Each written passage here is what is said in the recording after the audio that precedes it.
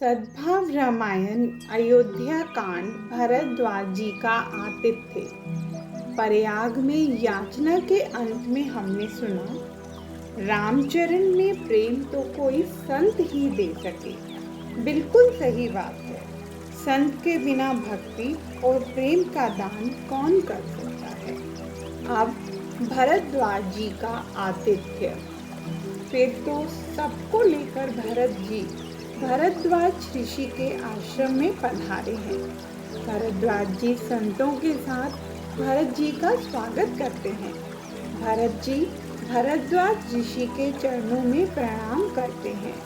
भरद्वाज जी भरत जी को गले लगाते हैं और कहते हैं, आज मेरा प्रयाग धन्य हुआ, आज मेरी साधना धन्य हुई।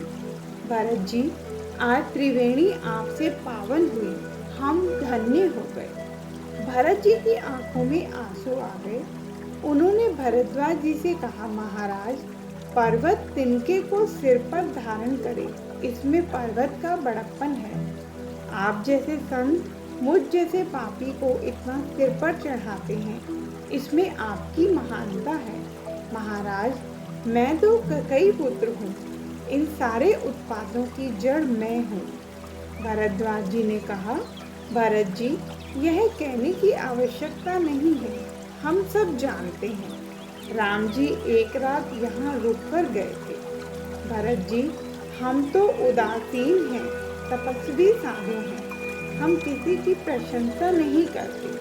हमारा ना तो कोई मित्र होता है, ना कोई दुश्मन, फिर भी हम आपकी प्रशंसा करते हैं, क्योंकि आपका त्याग देखकर हम आपकी प्रशंसा किए बगैर रह नहीं सकते। भरत जी, वृक्ष पर फूल आए और फूल को फल लगे, यह प्रकृति का नियम है, पर फल के बाद पुनः फल आए, ऐसा कहीं देखा नहीं था।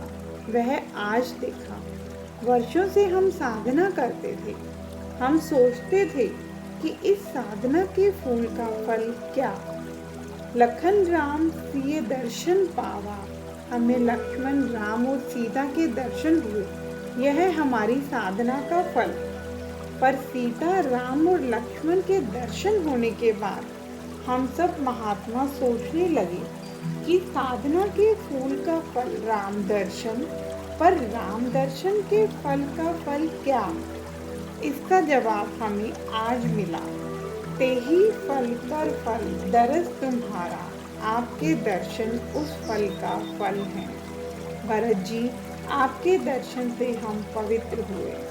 भरत जी को ऐसा बड़ा सम्मान मिला, इससे कौशल्या जी बहुत खुश हुई।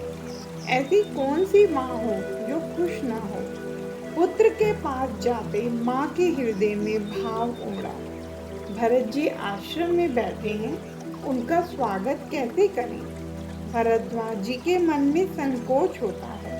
उन्हें लगता है कि जैसा देव हो वैसी पूजा होनी चाहिए। राम तो तपस्वी थे, उनके लिए झोपड़ी में व्यवस्था की यह उचित था, पर भरत जी तो अयोध्या के राजकुमार हैं, गद्दी के वारिस हैं, उनकी व्यवस्था उनके ढंग से होनी चाहिए। भरद्वाज जी की साधना से प्रभावित होकर वहाँ रिद्धि सिद्धि प्रकट होकर बोली, बाप जी, भरत जी का सम्मान करने का हमें आदेश दीजिए, उनका सम्मान कर हमें धन्य होना है। ऋषि का आदेश मिला और रिद्धि सिद्धि ने इंद्र के द्वार पर भी न हो ऐसे वैभव आश्रम में खड़े कर दिए। भरद्वाज जी ने सब अवधवासियों से कहा, यह सब आपके लिए है। भरत ने देखा कि ऋषि ने तपोबल से सब वैभव खड़े किए हैं। उन्होंने अपने आदमियों से कहा कि ये सारा वैभव मुनिश्री के तप का फल है, इसका उपयोग विवेक के साथ करना। राम दर्शन की यात्रा का यह तीसरा विघ्न। जो अवधवासी सब कुछ छोड़कर राम जी के दर्शन करने के लिए निकले थे, उनकी कसौटी करने बीच रास्ते में वैभव बाधा बनकर खड़े हुए।